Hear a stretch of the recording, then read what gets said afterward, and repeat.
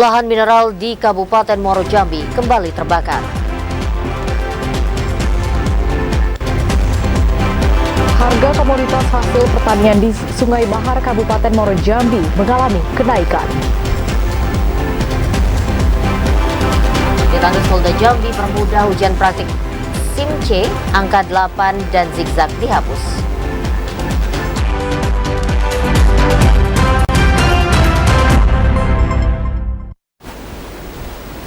Assalamualaikum warahmatullahi wabarakatuh. Senang sekali pemirsa, kami masih menjumpai Anda dalam program Jambi. Hari ini edisi Kamis 10 Agustus 2023. Ya, selain 3 topik utama tadi, tim redaksi kami juga telah menyiapkan sejumlah informasi penting dan menarik lainnya untuk Anda. Bersama saya, Septinita. Dan saya, Cynthia Permana. Inilah Jambi hari ini selengkapnya.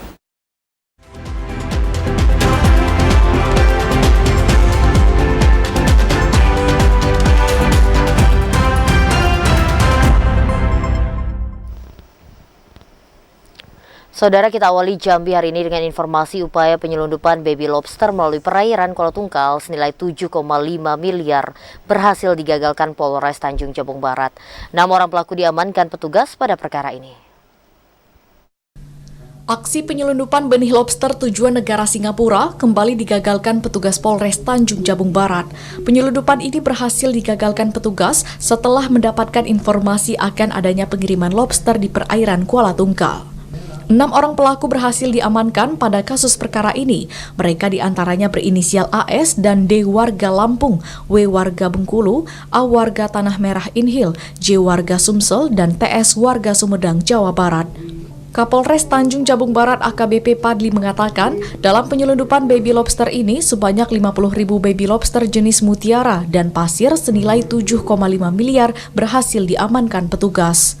Pelaku mengambil benih lobster dari Padang Guci, Kabupaten Kaur, Provinsi Bengkulu untuk dibawa ke Kecamatan Betara, Kabupaten Tanjung Jabung Barat dan diselundupkan di perairan Kepri untuk dibawa ke Singapura. Rabu, tanggal 12 Juli tahun 2023, sekira pukul 17.00.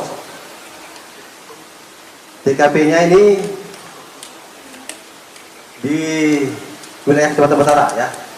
Di kecamatan di Desa Terjun Gajah, Kecamatan Betara, Kabupaten Tanjung Barat.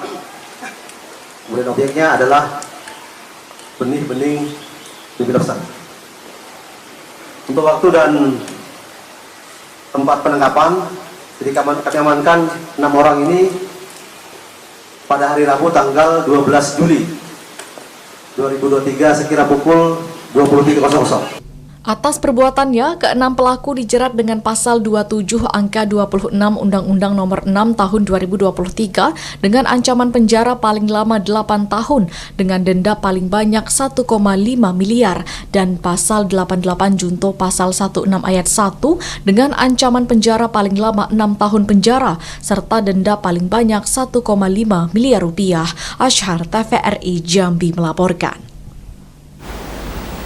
Saudara, kebakaran lahan mineral kembali terjadi di Kabupaten Muaro Jambi. Setelah 11 jam, tim Satgas berjibaku. Akhirnya api berhasil dipadamkan.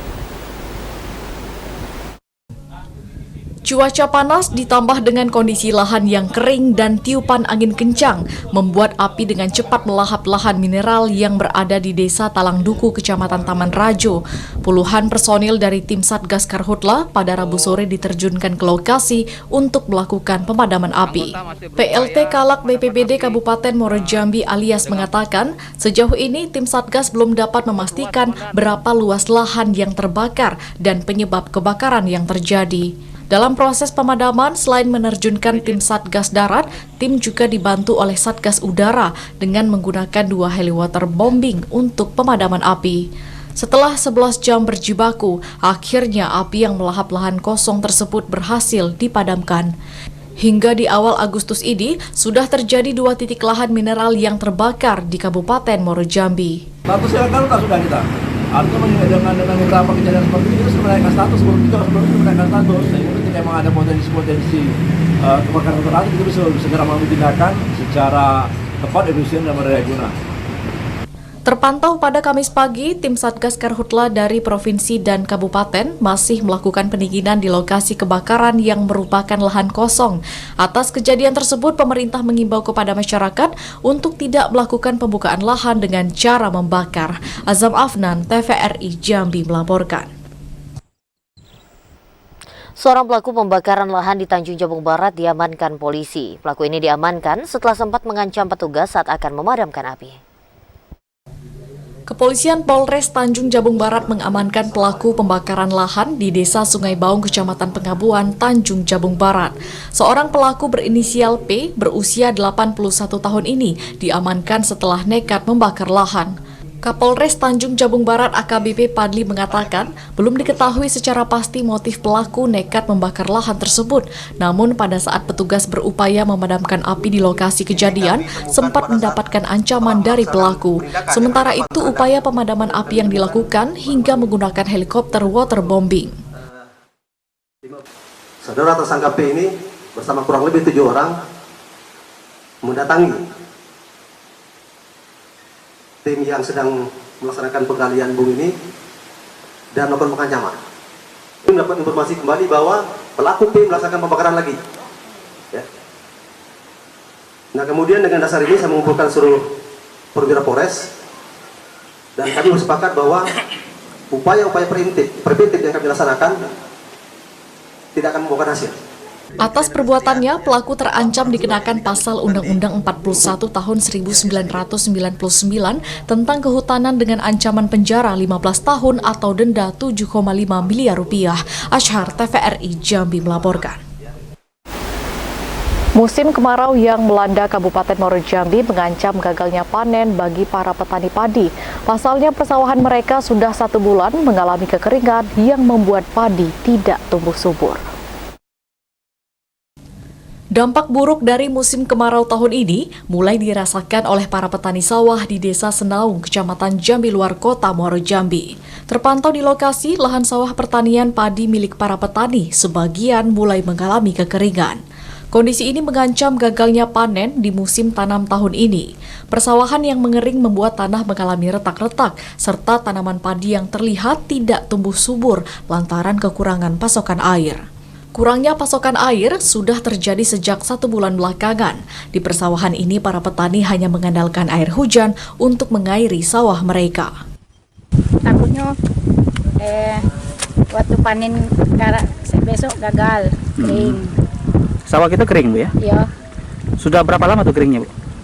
1 bulan. 1 bulan ini ya? Iya, Daerah sana berarti, Bu ya? iya, tepi sana.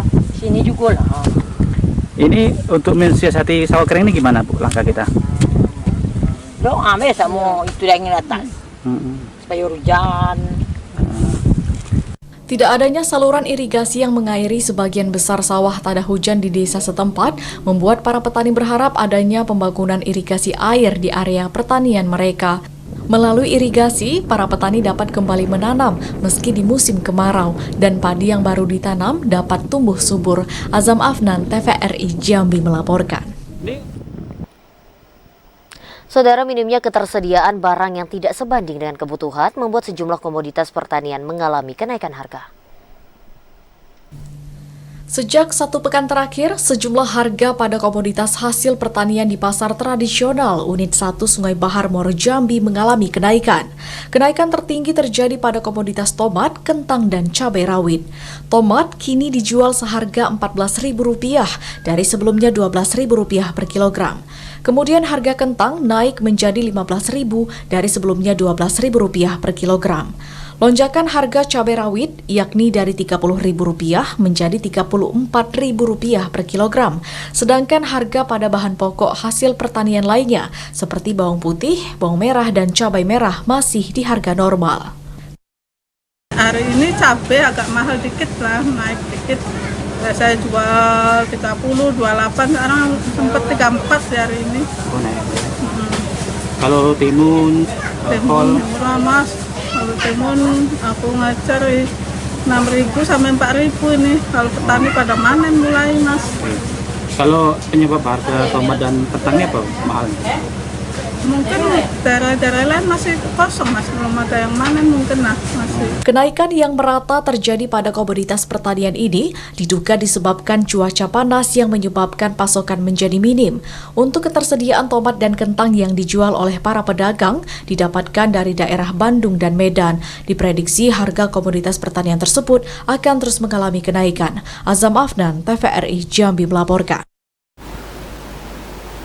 Pemirsa, tetaplah bersama Jambi hari ini karena kami masih akan kembali dengan sejumlah informasi penting dan menarik lainnya. Di antaranya KPU Kabupaten Tanjung Jabung Timur menyatakan berkas 196 bacalek masih berstatus tidak memenuhi syarat.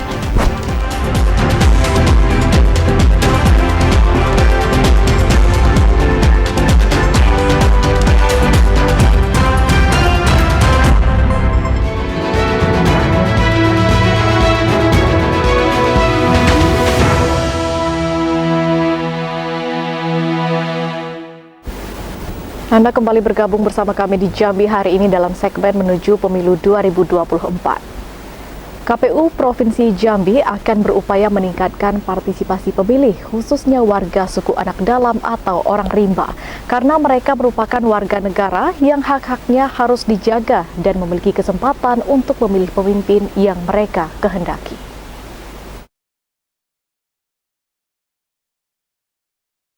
Di Jambi, isu partisipasi suku anak dalam atau dikenal orang rimba selalu menyedot perhatian pemerintah ataupun pihak penyelenggara pemilu. Berdasarkan data Dirjen Kependudukan dan Pencatatan Sipil Kemendagri, ada sekitar 6.000 warga SAD di Jambi. Mereka tinggal di Kabupaten Batanghari, Sarolangun, Merangin, Bungo, Tebo, dan Kabupaten Tanjung Jabung Barat. Namun baru sekitar separuhnya yang memiliki KTP elektronik, dan ditambah lagi dengan budaya politik di suku anak dalam yang masih menggunakan sistem berdasarkan pilihan kepala suku atau temenggung. Budaya ini sangat rentan dipolitisasi bagi temenggung yang memiliki kedekatan khusus dengan salah satu calon legislatif ataupun kepala daerah, maka dipastikan mendapat suara dari suatu kelompok masyarakat SAD. Anggota KPU Provinsi Jambi Fahrul Rozi mengatakan pihaknya akan melakukan berbagai upaya untuk meningkatkan partisipasi pemilih, salah satunya masuk ke dalam lingkungan kelompok SAD. Untuk memberikan pemahaman bahwa pilihan politik harus didasarkan pada keputusan rasional pribadi, bukan berdasarkan pilihan kepala suku atau temenggung. Namun untuk melakukan hal itu tidaklah mudah, karena banyak kelompok masyarakat SAD yang masih menganut cara hidup nomaden atau berpindah-pindah, sehingga menyulitkan dalam proses administrasi ataupun pendidikan politik yang akan diberikan. Mendata suku anak dalam ini salah satu kendala dari kita terus berkoordinasi dengan Dukcapil dalam rangka untuk proses perekaman pembuatan KTP misalnya kan. Nah ini kan proses untuk melakukan perekaman bagi suku anak dalam ini kan harus jemput bola, tidak mungkin suku anak dalam itu datang ke Dukcapil, kantor Dukcapil melakukan proses perekaman.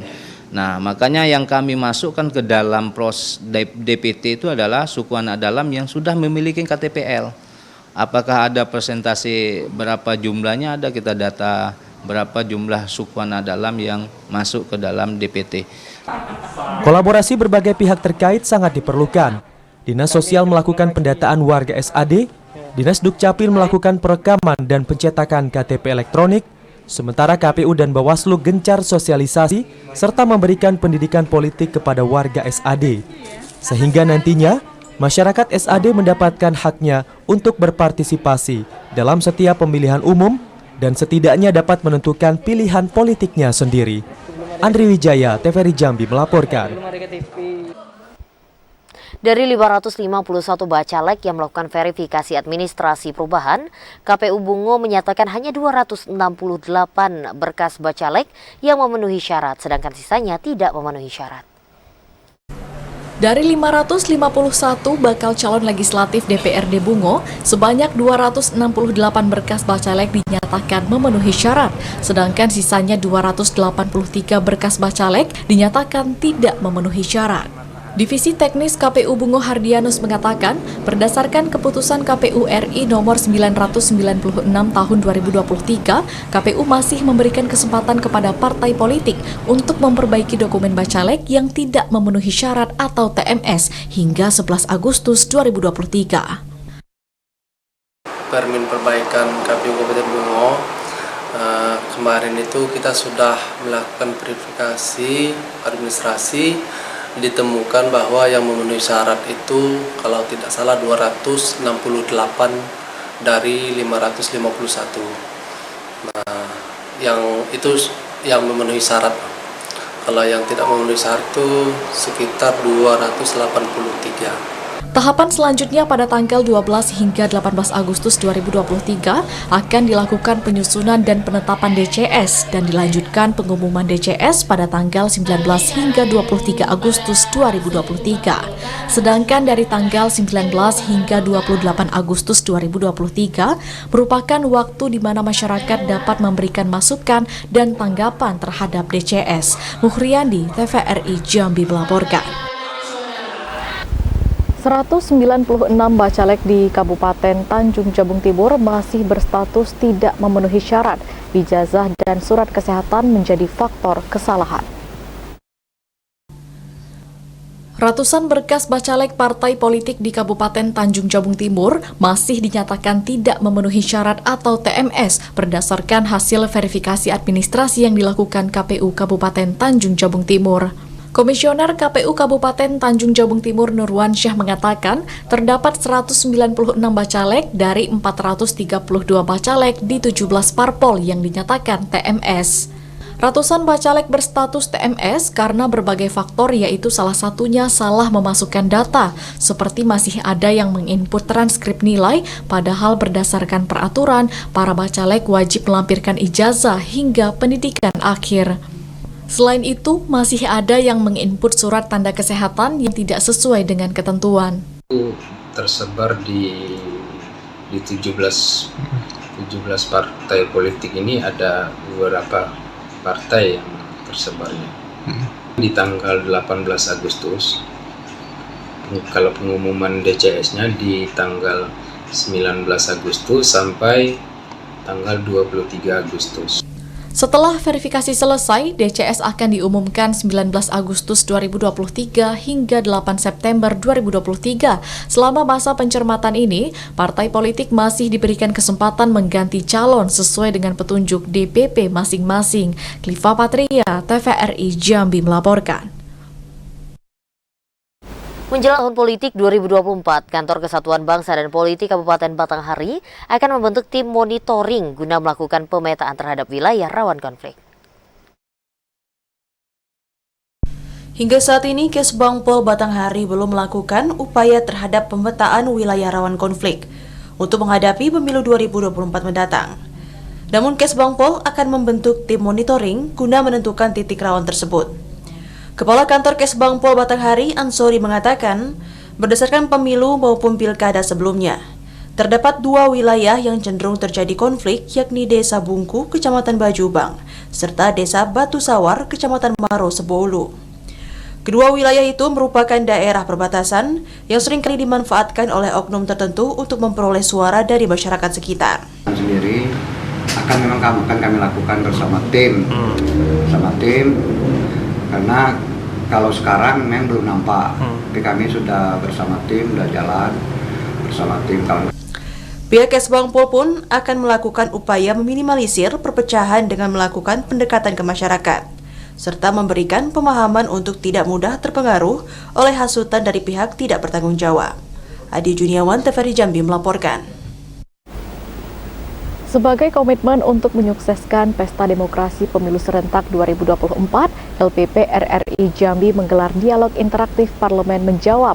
Melalui kegiatan ini diharapkan dapat mendorong partisipasi masyarakat terhadap keberhasilan Pemilu 2024, terutama pemilih pemula. Setelah sukses menggelar kegiatan Gerakan Cerdas Memilih, RRI Jambi pada hari ini menggelar kegiatan dialog interaktif Parlemen Menjawab dengan tema Pemilih Cerdas Pemilu Berkualitas. Program RRI Nasional ini dirancang untuk mengedukasi generasi milenial dan masyarakat agar cerdas dalam menentukan pilihan. Pada dialog Parlemen Menjawab, RRI Jambi mengundang sejumlah narasumber, yakni anggota KPU Provinsi Jambi Fahrul Rozi, anggota Bawaslu Provinsi Jambi Indra Tritusian, anggota DPD RI Dapil Jambi Elviana, dan akademisi Muhammad Farisi.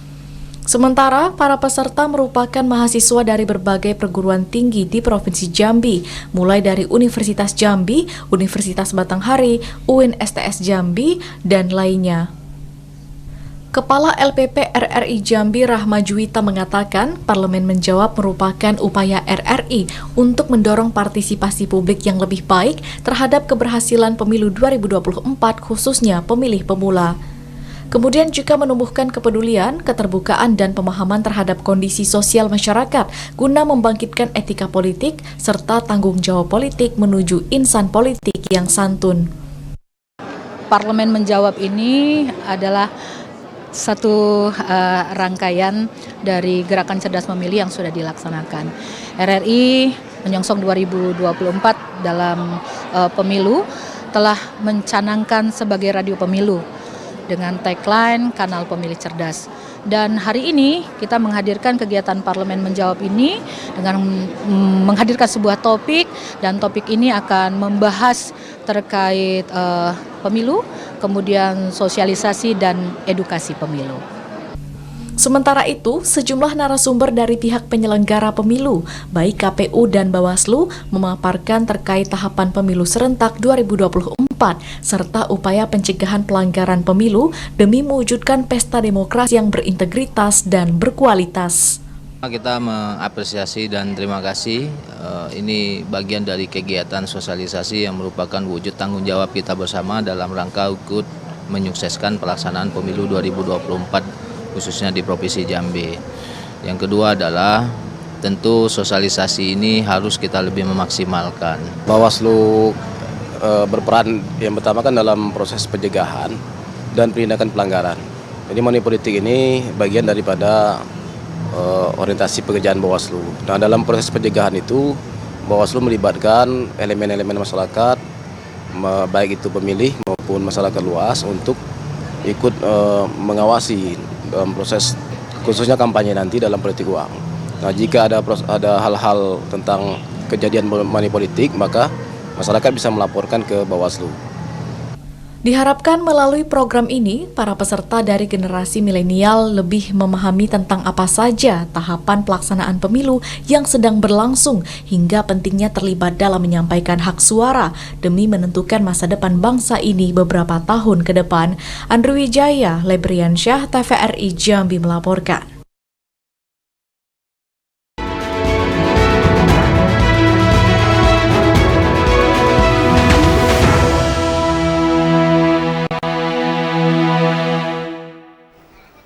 Beralih ke informasi lainnya, saudara, berkontribusi positif terhadap PDB Provinsi Jambi, Wakil Gubernur Jambi Abdullah Sani mendorong pemantapan investasi dan produksi sektor hulu migas yang memberikan kesejahteraan bagi masyarakat.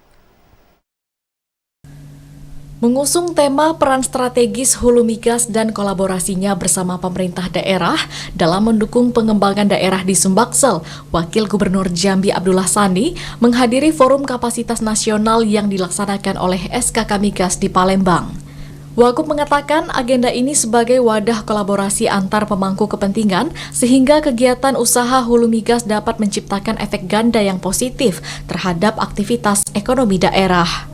Secara makro, sektor hulu migas memberikan kontribusi positif terhadap PDB Provinsi Jambi yang meningkat setiap tahunnya, meskipun sempat mengalami stagnasi negatif pada saat pandemi COVID-19. Wagub menekankan salah satu wujud kolaborasi hulu migas dengan pemerintah daerah adalah participating interest 10%. Melalui aturan ini, memungkinkan daerah ikut terlibat dalam pengelolaan migas dalam upaya meningkatkan kesejahteraan masyarakat. Wagub menjelaskan berdasarkan data Kementerian ESDM, Jambi memiliki potensi yang luar biasa untuk membangun kerjasama pada sektor migas. Potensi minyak bumi tercatat mencapai 228 juta barel, sementara untuk gas bumi mencapai 5.517 miliar kaki kubik. Pemerintah Provinsi Jambi memberikan perhatian serius terhadap investasi dan produksi sektor hulu migas agar dapat mendukung program pembangunan serta penguatan kapabilitas sumber daya manusia daerah. Langkah penguatan struktur ekonomi daerah yang menitik beratkan pada investasi, produksi dan pelayanan.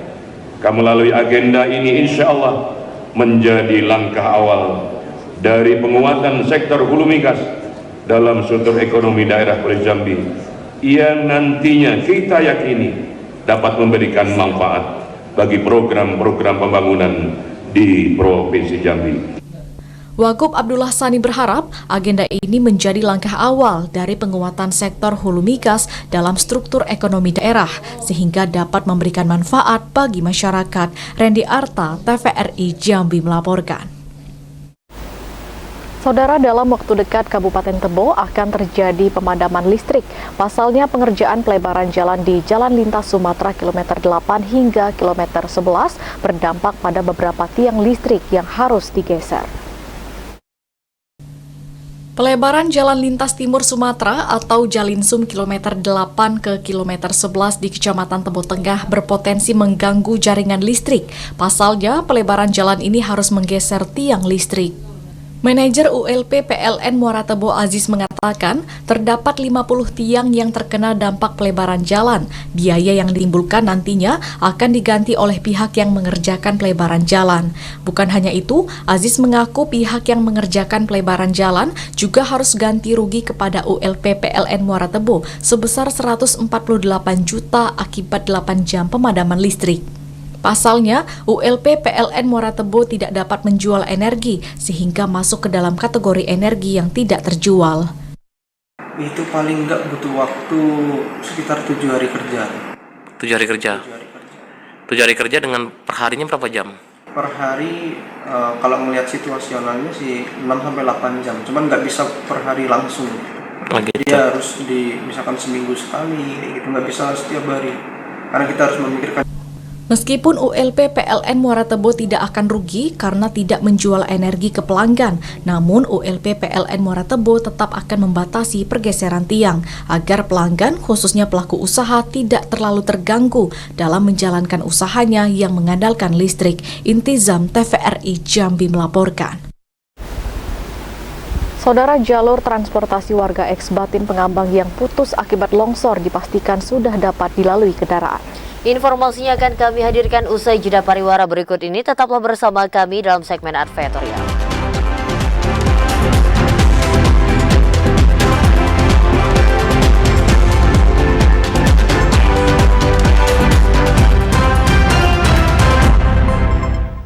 Pemirsa, Anda masih menyaksikan Jambi hari ini dalam segmen Advertorial. Meninjau pelaksanaan pendidikan dan latihan dasar Korps Sukarela PMI, Bupati Bungo memberi apresiasi dan semangat kepada para peserta di Klatsar KSR. Bupati Bungo Masyhuri meninjau pelaksanaan hari kedua pendidikan dan latihan dasar Korps Sukarela atau Diklatsar KSR PMI. Bupati Bungo Masyhuri mengatakan, Diklatsar ini merupakan bentuk keseriusan PMI Kabupaten Bungo dalam mencari dan menjaring para sukarelawan untuk dididik dan mempunyai jiwa sosial yang tinggi, terutama dalam menjalankan tugas sebagai seorang relawan di lokasi bencana. Kita sama-sama melihat kegiatan adik-adik dan anak-anak kita yang mengikuti di Klatsar KSR ini. Mudah-mudahan dengan kegiatan yang dilaksanakan ini saya lihat kegiatannya cukup positif ya. Dan ini kader-kader relawan PMI di Kabupaten Bungo. Mudah-mudahan kawan-kawan ini nanti pulang bisa mengajak kawan-kawan di kampusnya masing-masing untuk menjadi relawan di kampusnya. Sementara itu, Ketua PMI Bungo Ferawati Masyhuri berterima kasih atas kedatangan Bupati Bungo dalam rangka peninjauan pelaksanaan Diklatsar KSR PMI. Peninjauan ini merupakan suatu kebanggaan bagi peserta yang menjalani Diklatsar karena dapat diberikan arahan langsung oleh Bupati Bungo.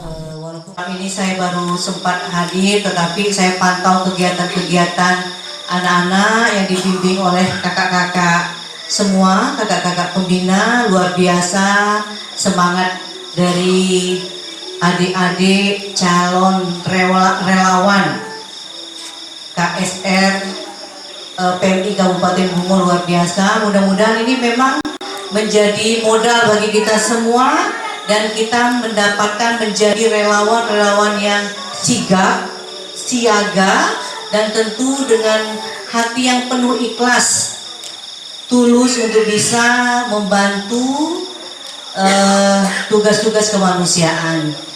Bupati Mashuri juga menambahkan setiap anggota atau peserta wajib memiliki keterampilan dan sikap mental yang baik dan selalu kompak agar PMI dapat menjadi garda terdepan dalam mengambil peran pada situasi sulit secara sukarela. Muhriandi, TVRI Jambi melaporkan. Ruas jalan antar desa jalur transportasi warga eks Batin Pengambang yang putus akibat longsor dipastikan sudah dapat dilalui kendaraan roda 2 dan roda 4. PJ Bupati Sarolangun mengapresiasi masyarakat yang ikut membantu membersihkan material longsor. Tingginya intensitas hujan yang mengguyur wilayah perbukitan Marga Batin Pengambang, Kecamatan Batang Asai, menyebabkan bencana tanah dan tebing longsor yang terjadi di 8 titik ruas jalan. Akibatnya selama sepekan terakhir, akses 7 desa di wilayah eks Marga Batin Pengambang untuk keluar menuju ibu kota kecamatan terputus.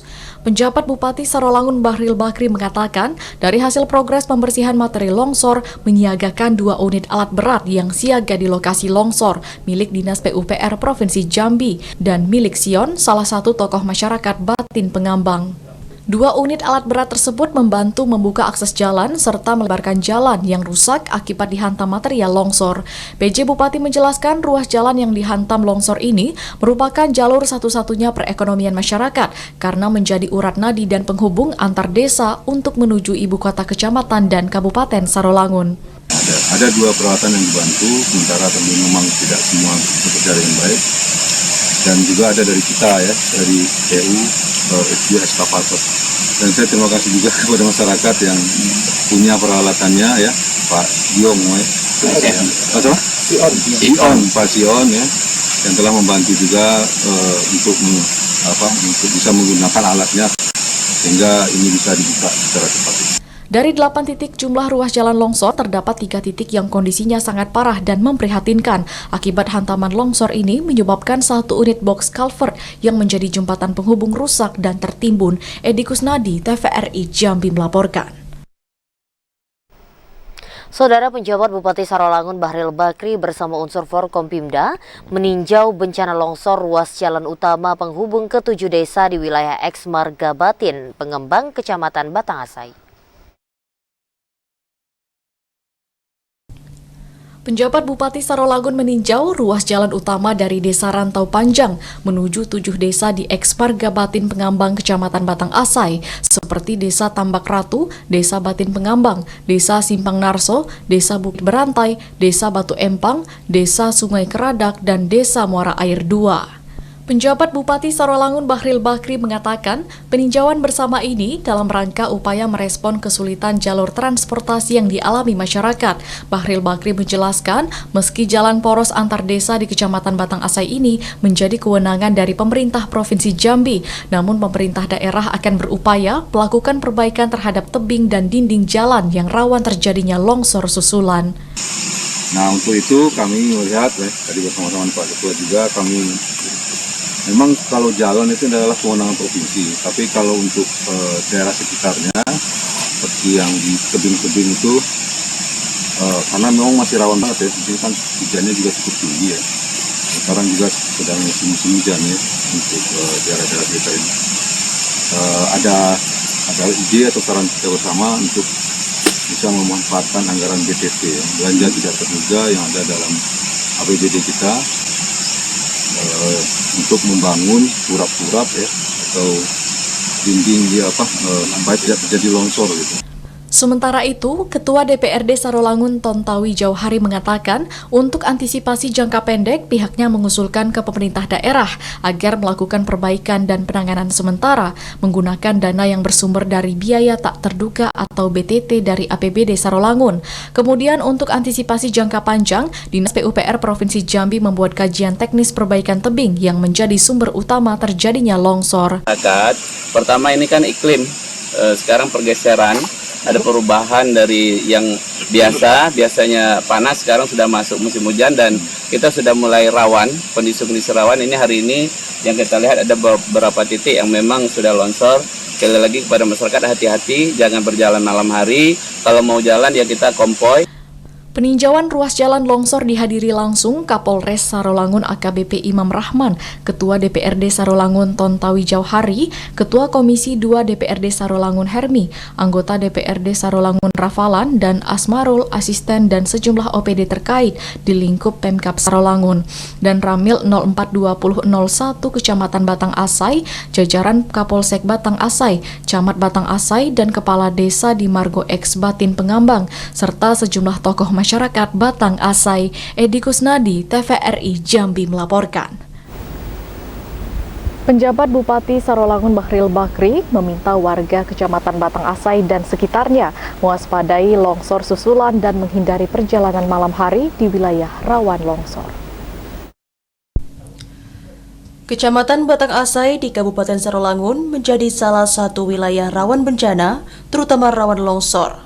Keadaan geografis dengan wilayah berbukit dengan jarak tempuh antar desa yang cukup panjang menjadikan wilayah ini rentan dan berbahaya bagi pengguna jalur transportasi darat.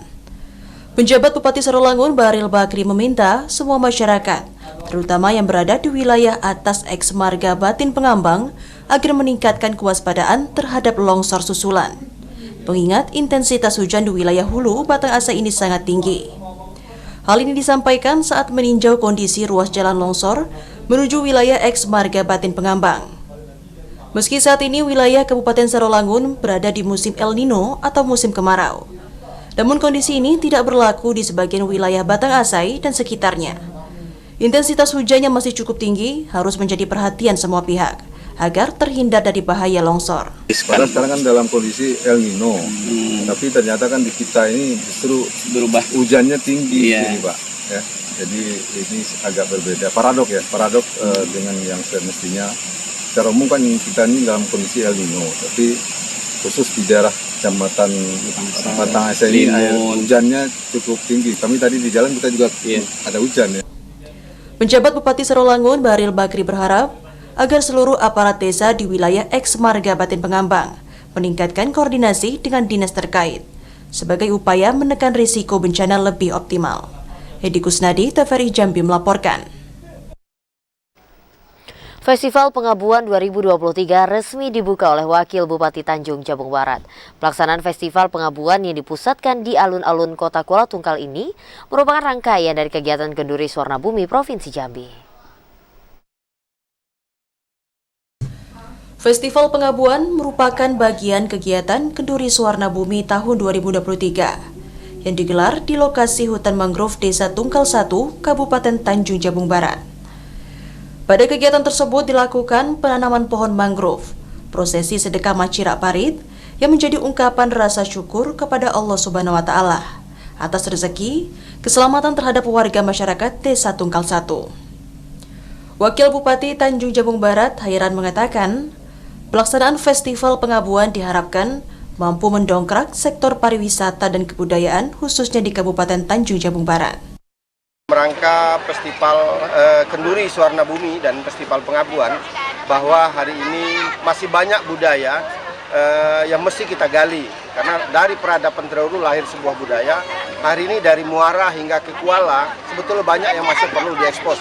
Di bagian-bagian ulu, di ulu Pengabuan itu ada budaya ngacak danau. Nah itu mesti kita ekspos ke depan kalau tahun depan kita masih dalam rangkaian Kenduri Suwarna Bumi dalam Festival Pengabuan. Bang, untuk salah seorang aktris senior Indonesia yang lahir di Kabupaten Tanjab Barat, Christine Hakim, yang juga turut hadir pada kegiatan ini mengaku bangga melihat perubahan di tanah kelahirannya di Kabupaten Tanjung Jabung Barat. Christine berharap proses kebudayaan tetap tumbuh dan perkembangan dunia pariwisata dapat terbangun dengan baik di Tanjung Jabung Barat. Sekali karena dilibatkan dalam misi dan visi untuk menanam mangrove di daerah apa ini? Pangkal bambu dalam rangka Kenduri Nasional Suwarna Bumi ya, karena penting sekali untuk menanamkan kesadaran terutama kepada adik-adik yang kecil-kecil ini. Prosesi Kenduri Suwarna Bumi dan Festival Pengabuan juga dihadiri oleh Direktur Perfilman, Musik dan Media Direktorat Jenderal Kebudayaan Kementerian Pendidikan Kebudayaan dan Ristek Republik Indonesia Ahmad Mahendra. Beberapa kegiatan lainnya yang dilaksanakan antara lain penayangan film dokumenter Sungai Pengabuan, penampilan musik kreatif, tari kolosal, lomba pacu tongkah, lomba balap pompong dan tari tradisi, serta bazar ekonomi kreatif. Didi Haryadi, TVRI Jambi melaporkan. Wali Kota Jambi Syarif Hasan menghadiri peringatan Hari Keluarga Nasional ke-30 tingkat Provinsi Jambi tahun 2023. Syarif Hasan berharap kegiatan ini menjadi salah satu upaya untuk menekan angka stunting. Wali Kota Jambi Syarif Hasan menghadiri peringatan Hari Keluarga Nasional atau Harganas ke-30 tingkat Provinsi Jambi tahun 2023. Kegiatan itu digelar di Taman Hutan Kota Muhammad Sabki, Kota Jambi pada Kamis pagi. Harganas ke-30 tingkat Provinsi Jambi mengusung tema Menuju Keluarga Bebas Stunting untuk Indonesia Maju. Melalui tema ini diharapkan dapat menekan angka stunting dan melahirkan generasi yang cerdas. Wali Kota Jambi Syarif Hasan mengatakan, stunting menjadi musuh bersama. Perlu adanya edukasi kepada keluarga dan pasangan muda dalam mencegah angka stunting di Provinsi Jambi. Penanganan stunting tidak hanya dilakukan oleh pemerintah, namun juga masyarakat dan semua elemen turut berperan serta dalam menuntaskan angka stunting di Kota Jambi. Saya kira stunting ini harus dijadikan musuh bersama, jadi tidak bisa parsial seperti bagaimana kita menangani COVID. Jadi semua terlibat, TNI, Polri semua. Jadi stunting ini bukan hanya tugas pemerintah, tapi tugas kita semua, masyarakat pun juga seperti itu. Jadi mari kita jadikan stunting ini musuh bersama sehingga penanganannya akan lebih cepat lagi, tidak terlalu lama. Dan kami pemerintah siap untuk berada di garda terdepan, tapi kami juga menghimbau pemerintah pusat bagi daerah yang sudah menangani stunting signifikan berikan reward, ya, bukan reward seperti dana di ID, DAK dan lain sebagainya. Jadi semangat bupati, wali kota, gubernur ini. Jadi jangan sampai kita sudah pasang badan di depan tapi tidak ada penghargaan reward untuk yang berprestasi nanti. Itu saja pesan kami. Wali Kota Jambi Syarif Hasan juga menerima penghargaan Grand Design Pembangunan Kependudukan atau GDPK dari Badan Koordinasi Keluarga Berencana atau BKKBN Republik Indonesia. Joko, TVRI Jambi melaporkan. Tim Unit Reskrim Polsek Jambi Timur gelar rekonstruksi kasus pembunuhan yang terjadi di Pasar Talang Banjar. Informasi selengkapnya akan kami hadirkan usai jeda, tetaplah bersama kami.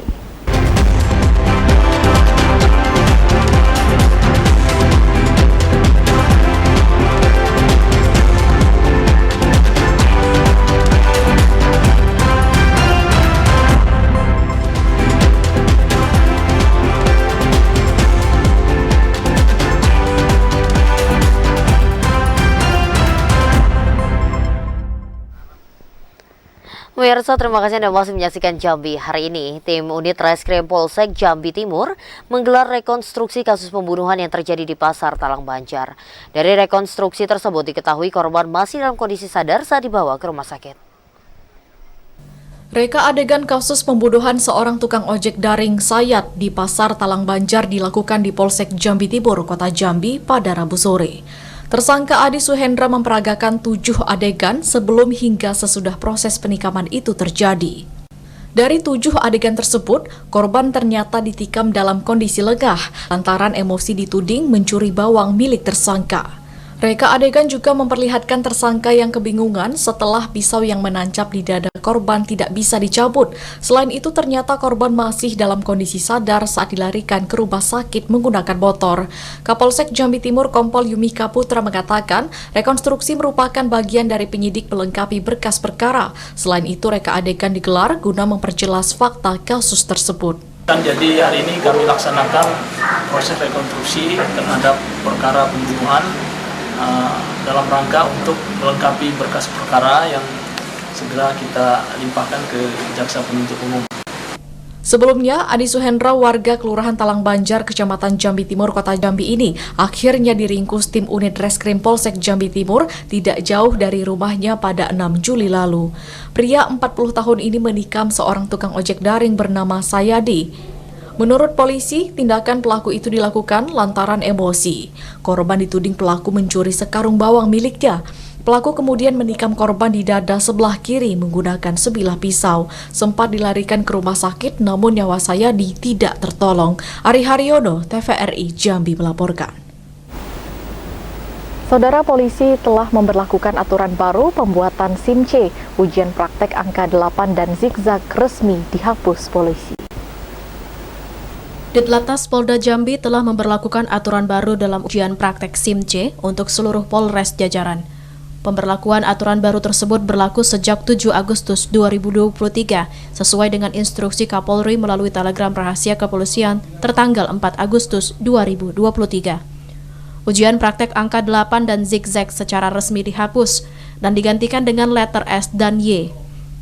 Selain itu, ukuran jalan pada letter S dan Y juga diperlebar untuk mempermudahkan masyarakat mengikuti ujian tersebut. Selain ujian praktek di letter S dan Y, polisi juga memberlakukan ujian praktek di jalanan umum untuk mengetahui keahlian para pembuat SIM. Jadi sekarang memang kan sudah ada aturan yang baru ya tentang ujian praktek khususnya untuk roda 2. Roda 2 ini dia yang tadinya angka 8, sekarang itu sudah berubah menjadi konsepnya adalah seperti angka huruf S dan Y ya, seperti itu.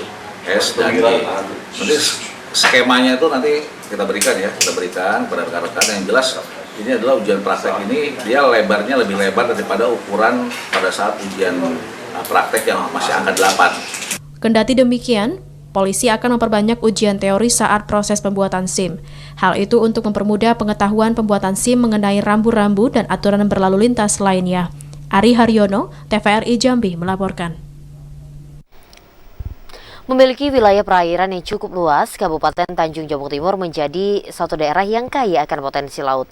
Meski demikian, hal ini harus didukung dengan jaringan pelabuhan yang menjadi penunjang utama.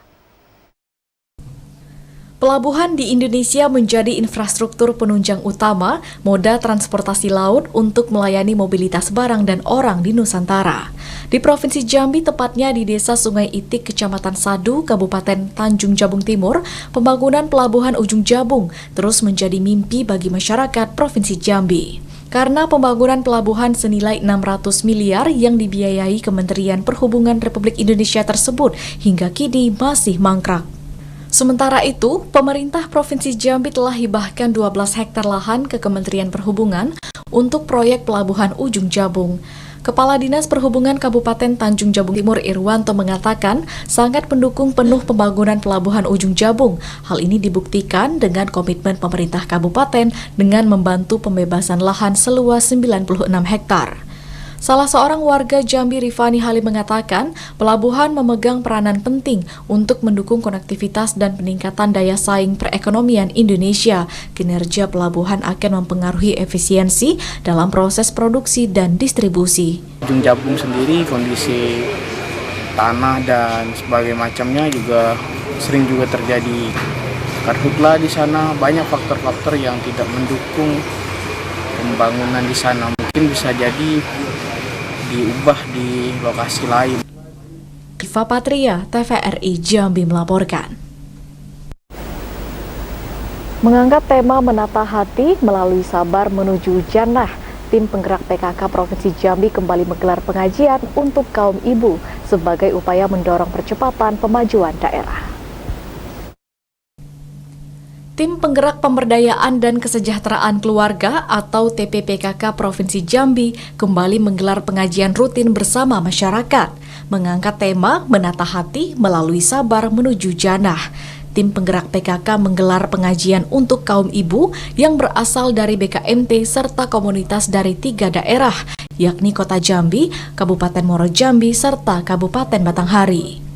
Ketua Tim Penggerak PKK Provinsi Jambi Hesnidar Haris mengatakan penyelenggaraan pengajian rutin bagi kaum ibu ini dilakukan untuk saling mengingatkan mengenai nilai-nilai agama menuju kebaikan.